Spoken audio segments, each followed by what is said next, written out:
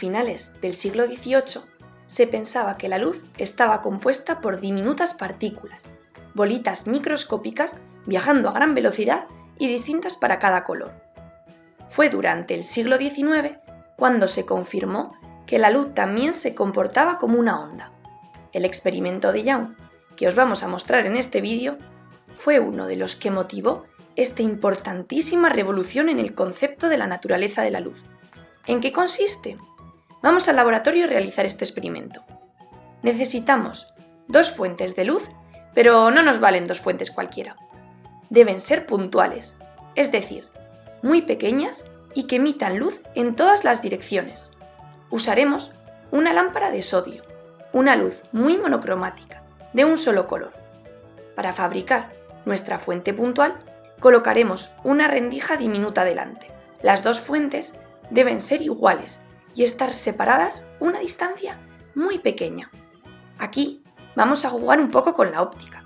Usaremos un prisma de Fresnel para que forme 2 imágenes virtuales idénticas de la rendija, una al lado de la otra. De modo que a efectos prácticos tendremos 2 rendijas. Antes de nada, ¿qué esperamos ver? Si la luz fuese un chorro de bolitas, veríamos una iluminación uniforme, igual en todas partes. Pero observamos y... ¡vaya! ¿Qué son esas franjas? Estamos viendo el fenómeno de la interferencia, algo que solo ocurre con las ondas. Lo que vemos en el objetivo es un patrón de interferencia. En el medio de la figura vemos una franja luminosa, un máximo, y a los lados vemos 2 franjas oscuras, 2 mínimos. El patrón se va repitiendo hacia ambos lados, con menor intensidad.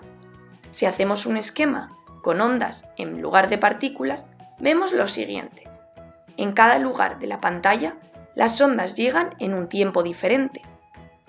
En los puntos donde las ondas llegan al mismo tiempo, la intensidad se duplica, y en otros, la intensidad se anula.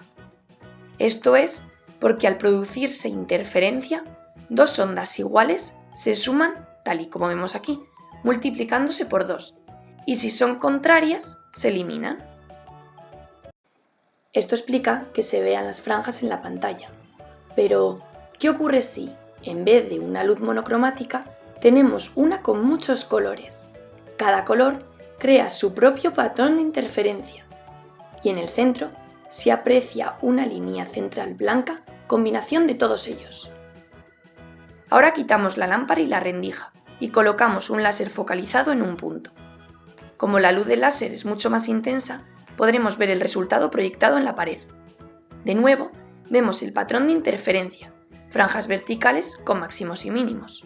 Como esta figura solo aparece con ondas, los físicos de la época concluyeron que la luz no era una partícula, sino una onda. Sin embargo, aún quedaba mucho camino por recorrer. Hoy en día, sabemos que la luz tiene a la vez comportamiento de onda y de partícula, dependiendo de cómo se observe. Esperamos que os haya gustado.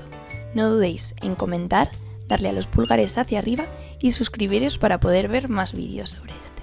¡Hasta luego!